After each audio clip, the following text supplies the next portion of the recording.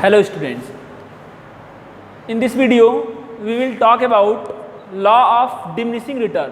In previous video we have talked about law of variable proportion.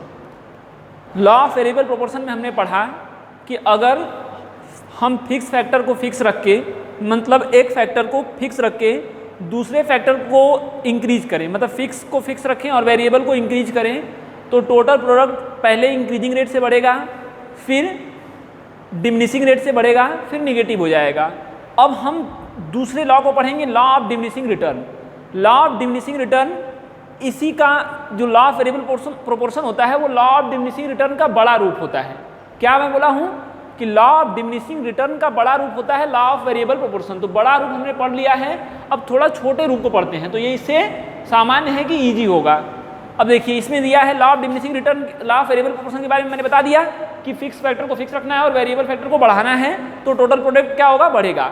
और इसमें देख लीजिए कुछ और चीज़ों को एक बार इसको रिकैप कर लेते हैं। It consider both TP and MP. इसमें टोटल प्रोडक्ट और मार्जिनल प्रोडक्ट दोनों को कंसीडर किया जाता है। जैसे देख लीजिए यहाँ पे फिक्स फैक्टर है, वेरिएबल फैक्टर को बढ़ा रहे हैं तो टोटल प्रोडक्ट बढ़ रहा है इस तरह से, फिर उसके बाद जो है थोड़ा धीरे बढ़ रहा है और बाद में घटने लगा है।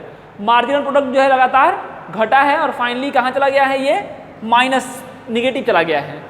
तो ये बता रहा है कि जो लॉ ऑफ वेरिएबल प्रोपोर्शन होता है वो आपका टोटल प्रोडक्ट और मार्जिनल प्रोडक्ट दोनों को कंसीडर करता है। It is an extension of law of variable proportion. ये लॉ ऑफ डिमिनिशिंग रिटर्न का एक्सटेंशन है। And it also consider the phase of rising MP. अब देखिए यही एक मेन जो है इंपॉर्टेंट पॉइंट्स है जहाँ जिस आधार पे आप जो है लॉ ऑफ डिमिनिशिंग रिटर्न को अलग करते हैं लॉ ऑफ वेरिएबल प्रोपोर्शन से। अब लॉ ऑफ डिमिनिशिंग, इस बात को मैं बताऊंगा अभी कुछ देर के बाद, पहले आप इसको समझ लीजिए। लॉ ऑफ डिमिनिशिंग रिटर्न का मतलब बता रहा है, law of diminishing return states that when more and more unit of variable factor are employed.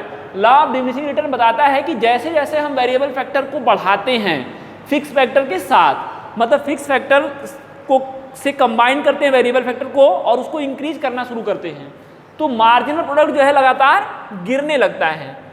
सबसे बड़ी बात होती है कि इट कंसीडर ओनली एमपी। ये केवल मार्जिनल प्रोडक्ट को ही कंसीडर करता है। Law of variable proportion marginal और टोटल प्रोडक्ट दोनों को कंसीडर करता है। देख लीजिए अब इसमें जो है एक कर्व बनाया गया है और दोनों, और उसमें जो है लॉ ऑफ वेरिएबल प्रोपोर्शन का भी कर्व बनाया गया है। इन दोनों कर्व की यूज से हम डिफरेंस को पता कर लेंगे। अब देखिए इसमें क्या है, लॉ ऑफ डिमिनिशिंग रिटर्न बताता है कि हम फिक्स फैक्टर को फिक्स रख के वेरिएबल फैक्टर को जब बढ़ाते हैं तो मार्जिनल प्रोडक्ट लगातार घटने लगता है। ये नहीं बता पाता, ये जो है जो लॉ ऑफ डिमिनिशिंग रिटर्न है इसकी बुद्धि फेल हो जाती है। ये नहीं बता पाता है कि मार्जिनल प्रोडक्ट इससे पहले बढ़ा भी था। इससे पहले ये जो इंक्रीजिंग रिटर्न दिया है, जब हम टोटल प्रोडक्ट, जब हम फिक्स फैक्टर को फिक्स रख के वेरिएबल को बढ़ाना शुरू किए थे तो शुरू में मार्जिनल प्रोडक्ट इंक्रीजिंग रिटर्न दिया था, इसीलिए इसका कर्व जो है शुरू में क्या हो रहा है, ग्रो करता है और बाद में ये घटना शुरू करता है। किसमें, लॉ ऑफ वेरिएबल प्रोपोर्शन में। ये बताता है कि मार्जिनल प्रोडक्ट पहले इंक्रीज करता है, फिर कांस्टेंट होने के बाद धीरे धीरे घटना शुरू करता है और निगेटिव चला जाता है। लेकिन लॉ ऑफ डिमिनिशिंग रिटर्न नहीं बता पाता है कि मार्जिनल प्रोडक्ट इंक्रीज भी करता है। ये डायरेक्ट यही बताता है कि जैसे हम फिक्स फैक्टर को फिक्स रख के वेरिएबल को बढ़ाना शुरू किए तो मार्जिनल प्रोडक्ट तुरंत गिरना शुरू होगा और निगेटिव में चला जाएगा।